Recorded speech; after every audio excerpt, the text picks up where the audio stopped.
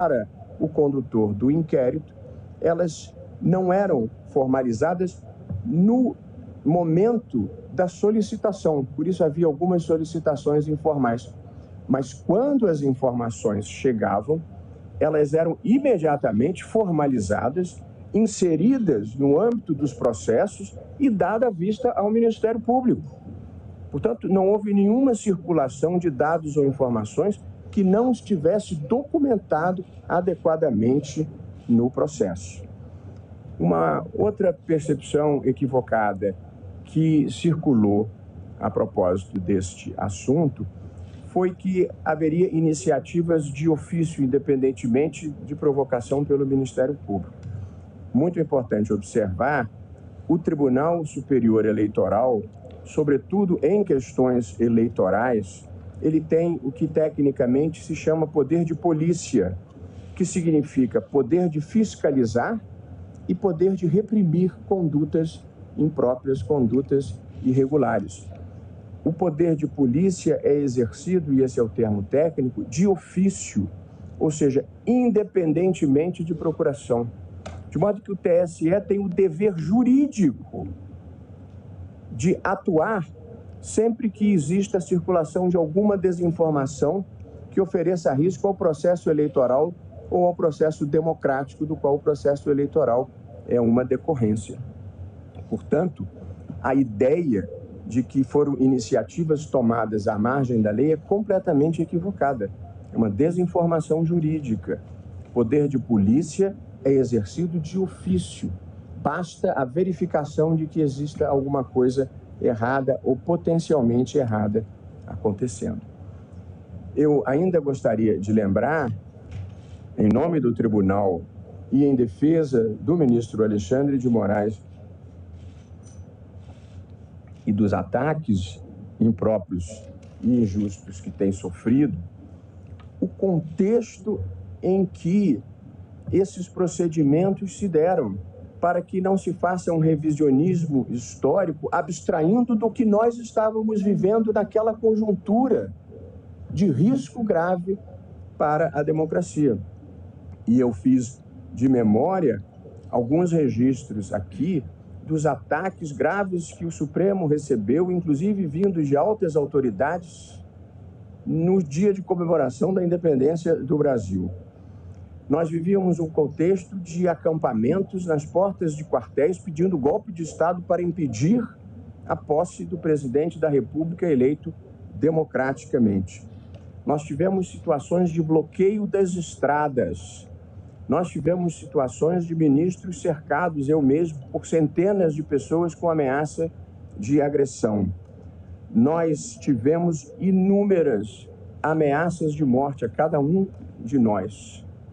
Todos nós passamos a andar com segurança. Ninguém aqui andava com segurança no Supremo. Ninguém. E mais recentemente precisamos fazê-lo pelos sucessivos riscos que passamos a correr num evento que estivemos em Nova York, uma turba que depois se descobriu que estava recebendo diária para nos atacar, tentou virar em plena Quinta Avenida a van em que nós estávamos. E basta imaginar o que teria acontecido se eles tivessem conseguido efetivamente esse intento. Nós vivíamos a conjuntura em que, no dia da diplomação do atual presidente da República, a Polícia Federal foi depredada. Nós tivemos, nesse mesmo período, uma bomba que foi descoberta e desarmada antes de explodir no aeroporto de Brasília. Portanto, nós vivíamos uma conjuntura tensa e de gravíssimas ameaças à democracia, às instituições e às pessoas. E, portanto, é preciso ter em linha de ponta que as decisões eram tomadas numa conjuntura extremamente adversa, em que se fazia uma campanha falsa, fraudulenta, contra as urnas eletrônicas, contra a legitimidade do processo eleitoral e depois contra a posse do presidente da República eleito. Portanto, todos os atos praticados pelo ministro Alexandre de Moraes se deram no cumprimento de dever. E nós que o acompanhamos de perto sabemos o custo pessoal e a coragem moral e física que exigiu enfrentar esse tipo de movimentação antidemocrática. E o risco pessoal, quando nós aceitamos estar aqui, ainda é tolerável, mas pior é o risco para a família, para a esposa, para os filhos, as ameaças, de modo que ninguém imagina a tensão, o desconforto e o tipo de coragem que é preciso ter para se opor ao extremismo de uma maneira geral. Venha de onde vier, com a sua intolerância, com as suas ameaças, com a tentativa de intimidar. E, portanto, parte da reação que nós enfrentamos é porque não nos deixamos intimidar. E, portanto, nós não podemos rever a história esquecendo do que passou e do que nós tivemos que enfrentar nesse país, infelizmente, em ciclos de atraso que nós achávamos que já havíamos superado. E respeitando o papel da comunicação social, porque nós não temos nada a esconder, tudo aqui é transparente e, portanto, a preocupação não é o tipo de notícia que vem à luz do dia, porque ninguém aqui tem nada a esconder e o papel da imprensa é divulgar mesmo a notícia que parece interessante para o público. Mas as interpretações equivocadas e as narrativas inverazes, essas nós precisamos enfrentar. Portanto, a nossa dificuldade não é com a divulgação de nenhuma informação. Isso não nos preocupa. Mas as interpretações erradas, essas nós precisamos desfazer e essa é a única razão pela qual eu estou tratando desse assunto. E todos nós precisamos refletir seriamente a quem aproveita a construção de uma narrativa que procura descredibilizar quem impediu que aquelas forças prevalecessem no Brasil naquele momento histórico, trágico e muito difícil. O Supremo Tribunal Federal, como toda instituição humana, é passível de crítica e de divergência e ninguém aqui se acha imune a visões críticas. Faz parte da vida. Numa democracia, a verdade não tem dono, ninguém tem o monopólio da virtude. Portanto, não é uma questão de ter crítica ou de divergir de decisões do Supremo. Nós decidimos as questões mais divisivas da sociedade brasileira. E, portanto, faz parte do nosso papel, ao interpretar a Constituição, com muita frequência, desagradar setores importantes da sociedade. Às vezes ao governo, às vezes à sociedade civil, às vezes aos ambientalistas, às vezes ao agronegócio, às vezes aos indígenas. A gente está sempre sujeito a desagradar algum segmento e numa democracia todo mundo tem o direito de vocalizar a sua insatisfação e nós convivemos muito bem com isso. Porém, nós somos comprometidos com a Constituição, nós somos comprometidos com a busca da verdade possível numa sociedade plural, nós somos comprometidos com a democracia e comprometidos com fazer um país melhor e maior. É para isso que todos nós estamos aqui. Nossos compromissos são com o Brasil. Nós não temos lado. Nosso lado é o Brasil, a democracia e a proteção dos direitos fundamentais. Portanto, não somos imunes a críticas, mas ninguém suponha, em algum momento, que esses não sejam os nossos compromissos.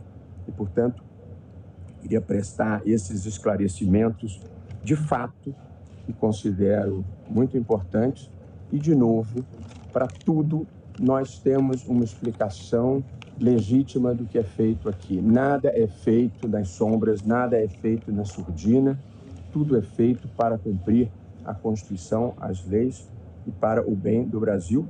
E, por evidente, alguém pode pensar que o bem esteja em um lugar diferente, porque assim é próprio da democracia e das sociedades abertas. Presidente. Pois não, ministro Gilmar. Gostaria de cumprimentá-lo também por esse posicionamento, cumprimentar a ministra Carmen Lúcia, o senhor representante, procurador-geral da República, senhoras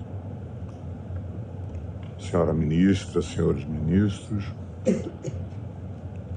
Como já foi apontado, um importante noticioso publicou reportagem na tarde de ontem, dando conta de que o gabinete do ministro Alexandre de Moraes teria usado mensagens de forma não oficial para ordenar que a Justiça Eleitoral produzisse relatórios com o objetivo de embasar decisões do ministro no inquérito das fake news. Não é de hoje que o ministro Alexandre tem sido alvo de críticas infundadas acerca da condução das investigações sob sua responsabilidade.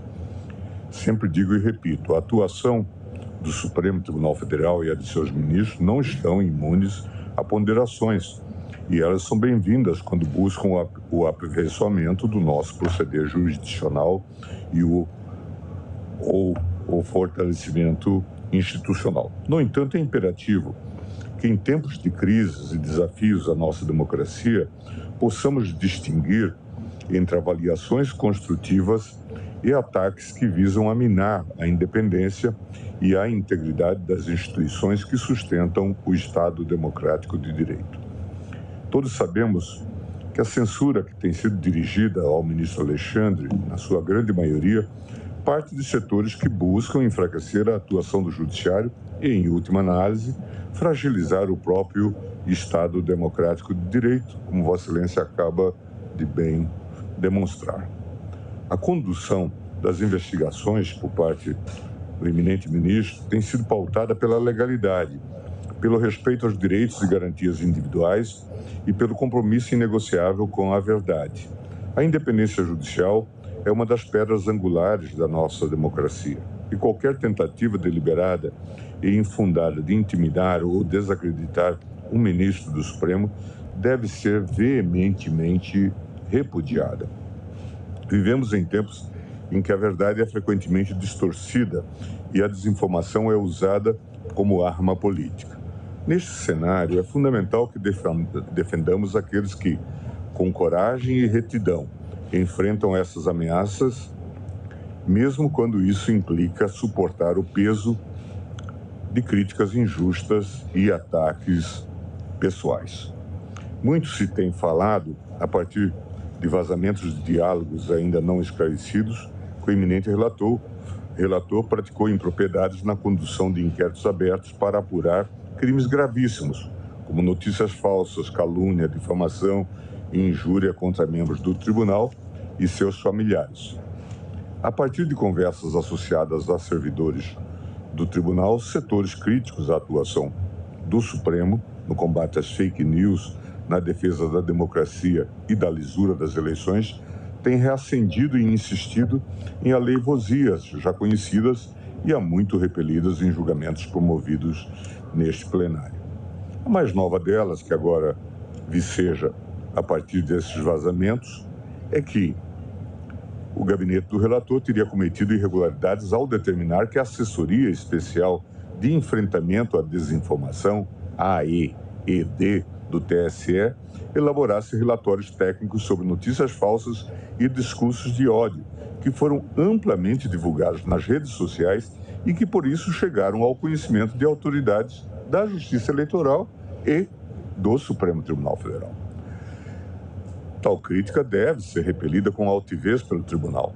Afinal, o que está em curso é apenas uma tentativa de reconstrução com uma nova roupagem de teses de defesa de investigados que há muito procuram deslegitimar a atuação do eminente relator nessas investigações e, por consequência, a atuação da própria Corte.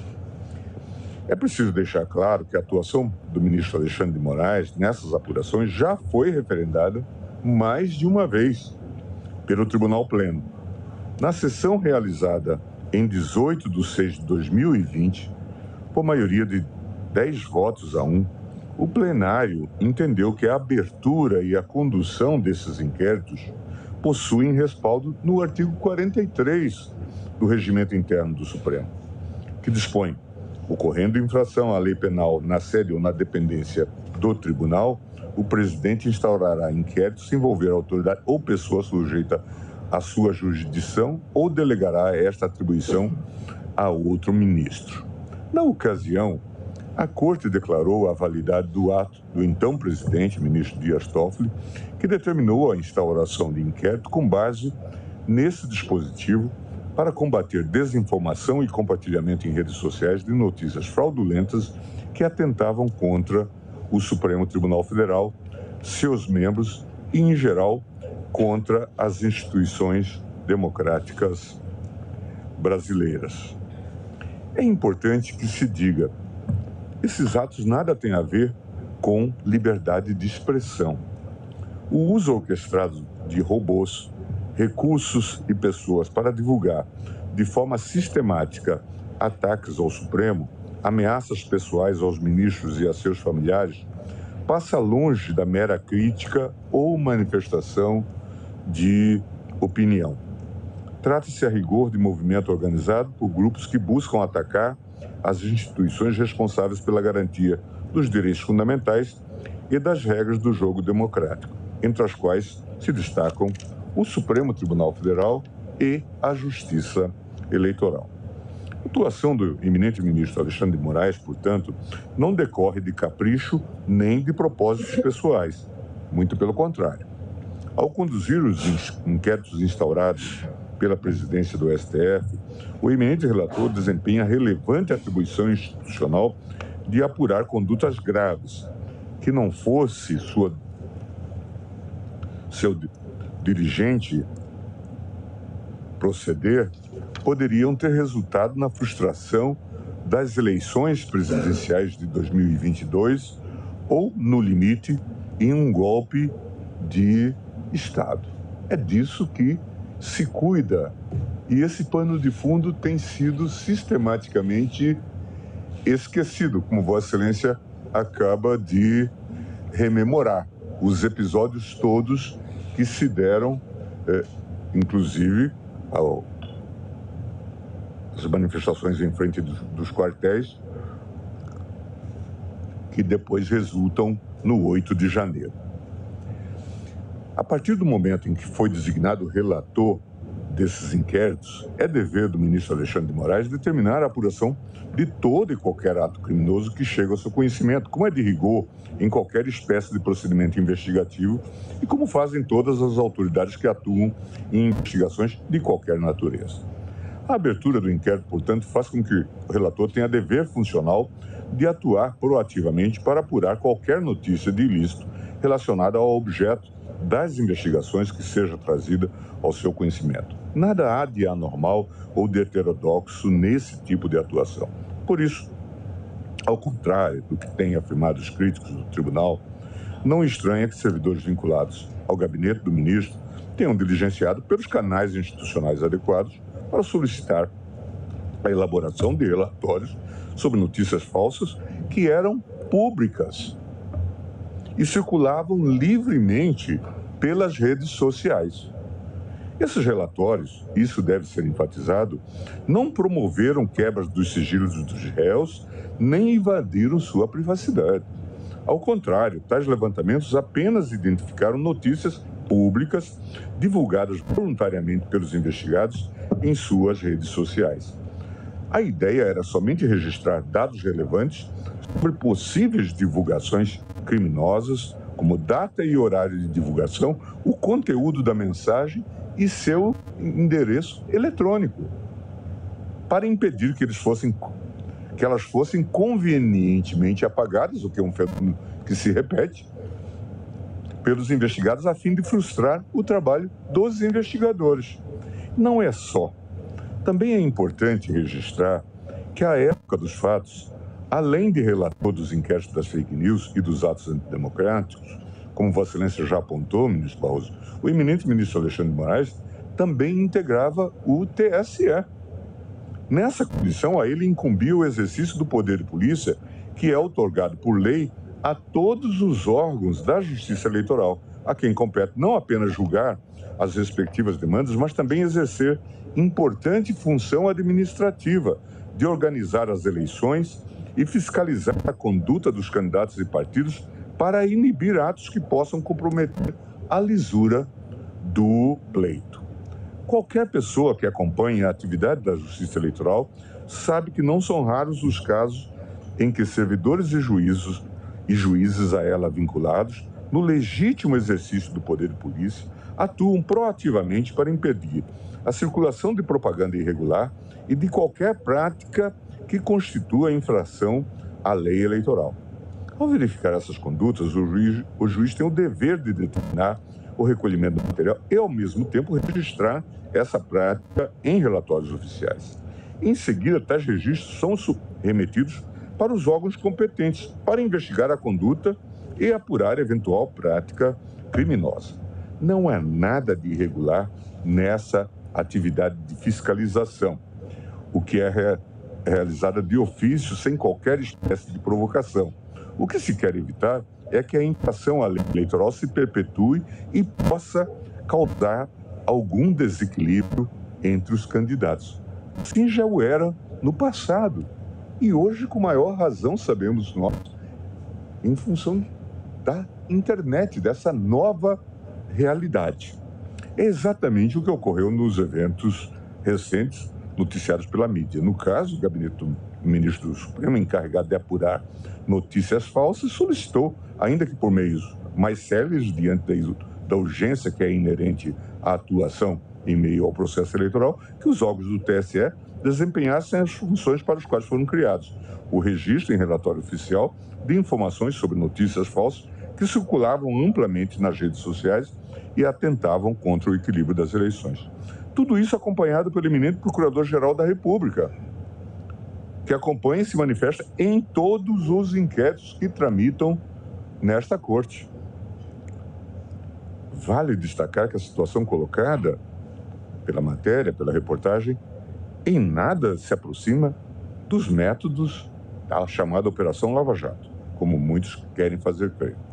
Comparações desses jaez são irresponsáveis e sem a menor correlação fática. Aqui não há combinações espúrias entre promotor e juiz e nem ordens aos procuradores ou delegados para se comportarem desta ou daquela maneira.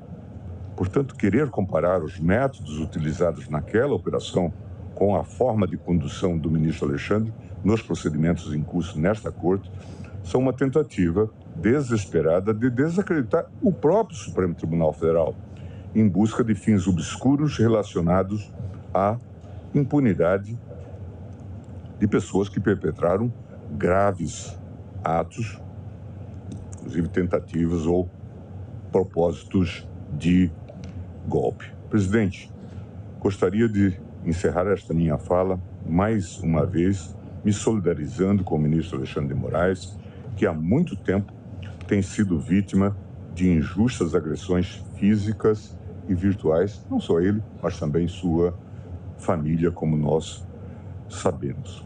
Já me pronunciei neste sentido recentemente e reafirmo.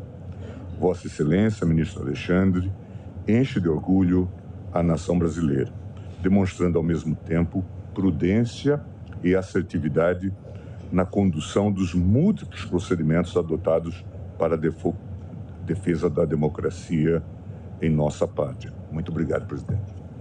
Obrigado, ministro Gilmar Mendes. Ministro Alexandre, nós já ouvimos, gente, a fala de abertura do ministro Luiz Roberto Barroso, só para a gente ter uma ideia do que ele falou, quando ele fala sobre o que está acontecendo com Alexandre de Moraes, a partir do que está sendo noticiado, né, as interpretações, segundo o ministro-presidente da Suprema Corte, ele trata como uma campanha de difamação, praticamente, de interpretações erradas que são feitas a partir da informação. Diz que o Supremo Tribunal Federal, para tudo, tem uma explicação. Depois o Gilmar Mendes falou um pouco, na linha do que a gente já trouxe da defesa dos ministros hoje de manhã sob reserva, agora sendo exploradas também ao vivo nestas falas dos ministros, agora com o PGR, o Paulo Gonet Branco falando também. Ministro Fux, ministro Fachin, ministro Cássio, ministro André, ministro Zanin, ministro Flávio, também o ministro Dias Toffoli, que nos acompanha por videoconferência, Presidente, Vossa Excelência e o ministro Gilmar já colocaram de forma clara o que talvez, se houvesse uma consulta ao gabinete, teria ficado claro anteriormente a qualquer das matérias. Como Vossa Excelência disse, nenhuma das matérias preocupa o meu gabinete, me preocupa, ou a lisura dos procedimentos. Todos os procedimentos foram realizados no âmbito de investigações já existentes, aqui principalmente o inquérito 4781, conhecido na mídia como inquérito das fake news, e o inquérito 4878, também denominado pela mídia como inquérito das milícias digitais. Esses inquéritos apuravam, como apuram, diversas condutas, as investigações realizadas pela Polícia Federal, as requisições feitas e o acompanhamento pela Procuradoria-Geral da República. E no curso desses inquéritos e das petições em anexo, outras investigações conexas a esses inquéritos, várias vezes surgia que aqueles investigados estavam reiterando as condutas ilícitas realizadas nas redes sociais. Quais condutas? Basicamente, a incitação a golpe de Estado, a incitação a atentados antidemocráticos, a glorificação do AI-5, a discursos de ódio contra ministros dessa Corte e do Tribunal Superior Eleitoral, inclusive com ameaças de vida, ameaças de morte, risco à vida dos integrantes e seus familiares. E nós sabemos que há a necessidade que faltou pela novidade nas eleições de 2018, naquele momento, há necessidade de preservação desse conteúdo, porque senão eles são apagados e não podem ser recuperados. Isso é um procedimento normal, investigativo. E esse procedimento, a partir dessa constatação que aqueles já investigados reiteravam nas condutas, esse procedimento poderia se dar de duas formas. Poderia se dar a partir de uma requisição minha à Polícia Federal, para que ela realizasse, poderia se dar a partir de uma solicitação ao Tribunal Superior Eleitoral para que ele fornecesse os relatórios. Como foi muito bem salientado, informações objetivas e públicas, o que estava postado publicamente, para se evitar exatamente que depois fossem apagados. Obviamente, o caminho mais eficiente da investigação naquele momento era a solicitação ao Tribunal Superior Eleitoral, uma vez que a Polícia Federal, lamentavelmente, num determinado momento, pouco colaborava, nós sabemos, com as investigações, retirando o apoio do delegado. O delegado que atuava nos inquéritos chegou a ficar com um único agente policial para poder realizar todas as diligências. E, obviamente, foi dito, seria esquizofrênico eu, como presidente do Tribunal Superior Eleitoral, me auto-oficiar. Até porque, como presidente do Tribunal Superior Eleitoral, no exercício do poder de polícia, eu tinha o poder pela lei de determinar a feitura dos relatórios. Hoje esse meio investigativo continua possível, esse compartilhamento de provas, que é um meio admitido pelo Supremo Tribunal Federal. Hoje sim, eu oficiaria a ministra Carmen, porque agora a presidência do Tribunal Superior Eleitoral é da ministra Carmen. Então, eu, como presidente do TSE, determinava a assessoria que realizasse o relatório. O relatório realizado oficialmente, esse relatório fica nos arquivos do TSE e era enviado oficialmente ao Supremo Tribunal Federal. Enviado e protocolado no inquérito e na investigação específica, dado imediatamente ciência à Procuradoria-Geral da República e remetido à Polícia Federal para a continuidade das investigações. Vários desses relatórios, quando realmente demonstravam essas publicações, porque algumas, inclusive, apesar da celeridade, algumas eram apagadas. Mas quando se constatava a materialidade da permanência ou da continuidade da atividade ilícita, esses relatórios eram juntados, compartilhados do TSE com o Supremo Tribunal Federal, como é possível nesse compartilhamento de provas. E todos eles diziam sobre o quê? Todos eles sobre gabinete de ódio, todos eles diziam sobre fraude nas urnas eletrônicas, tentativa de golpe, o chamamento ao que depois ocorreu em 12 de dezembro, no dia da diplomação, a depredação da Polícia Federal, aquele ônibus que foi incendiado aqui em Brasília, a glorificação da tentativa de bomba no aeroporto de Brasília, nas vésperas do Natal, a tentativa de tumultuar a posse do novo presidente da República. Tudo isso já vinha sendo investigado, tanto no inquérito das fake news quanto nas milícias digitais, e novos fatos foram sendo agregados e, lamentavelmente, todos sabemos, e parece que alguns esqueceram, isso resultou na tentativa de golpe do dia 8 de janeiro. Que, diferentemente, presidente, e aproveitando essa oportunidade, diferentemente do que alguns dizem, dia 8 de janeiro houve muita violência. Quase mataram 3 policiais. No vídeo institucional do Supremo Tribunal Federal, nós até homenageamos uma das policiais que quase foi morta. Então houve muita violência, sim. Só que algumas pessoas preferem continuar glorificando o extremismo, o populismo extremista que se vale da instrumentalização das redes sociais. Presidente, eu não quero cansá-los, mas é importante fazer a menção que todos, exatamente todos os relatórios, as juntadas, as ciências são documentadas. As matérias jornalísticas, 2 ontem e 1 hoje, as matérias jornalísticas se referiram a 3, 4,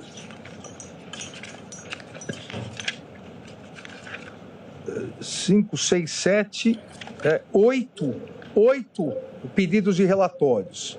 Todos esses documentados. Eu cito um deles, que foi colocado ontem, do pseudo-jornalista foragido nos Estados Unidos, Rodrigo Constantino. Foi citado ontem isso. A data do envio oficial do relatório, ofício e relatório, dia 27 de 12 de 2022. A data pro inquérito 4781, e isso deu margem à petição 10.800. Tudo documentado. A data da autuação, uma vez que estávamos no recesso, a data da autuação aqui no Supremo Tribunal Federal, dia 5 de janeiro de 2023. Data da ciência assinada pela Procuradoria-Geral da República, dia 6 de 1 de 2023. E envio para continuidade de investigações da Polícia Federal, dia 26 de 6 de 2023. Do último envio foi primeiro em janeiro, depois 11 de maio e depois 26 do 6. Tudo absolutamente documentado, oficializado, com acompanhamento da Procuradoria-Geral da República e com as diligências necessárias pela Polícia Federal. Só mais um caso que hoje também repercutiu, dizendo da investigação em relação a alguns deputados, deputada Bia Kicis, Carla Zambelli, que já eram investigados, esses deputados, no inquérito 4781, inquérito das fake news, o relatório oficial enviado do Tribunal Superior Eleitoral ao Supremo Tribunal Federal 10 de outubro de 2022. No mesmo dia foi autuado. Na sequência, no dia 6/11 de 2022, a Procuradoria-Geral da República tomou ciência e foi enviado à Polícia Federal. Presidente, todas as defesas, absolutamente todas as defesas, tiveram acesso aos relatórios juntados nos autos e puderam impugná-los. Vários impugnaram. Todos os agravos regimentais foram trazidos ao plenário dessa corte. Absolutamente todos os agravos regimentais foram confirmados por esse plenário. Então, presidente, não há nada a esconder. Todos os documentos oficiais juntados, a investigação correndo pela Polícia Federal, todos já eram investigados previamente nos inquéritos já citados, Procuradoria acompanhando, e todos, repito, todos os agravos regimentais, todos os recursos contra as minhas decisões, inclusive de juntada desses relatórios, todos que foram impugnados foram mantidos pelo plenário do Supremo Tribunal Federal. Então, presidente, eu só tenho novamente agradecer a Vossa Excelência, ao ministro Decano, aos meus pares, ao Procurador-Geral da República, e dizer que lamento que interpretações falsas, interpretações errôneas, de boa ou má fé, acabem produzindo o que nós precisamos combater nesse país, que são notícias fraudulentas. O que se vê de ontem para hoje é uma produção massiva de notícias fraudulentas para novamente tentar desacreditar o Supremo Tribunal Federal, as eleições de 2022 e a própria democracia no Brasil. Obrigado, presidente.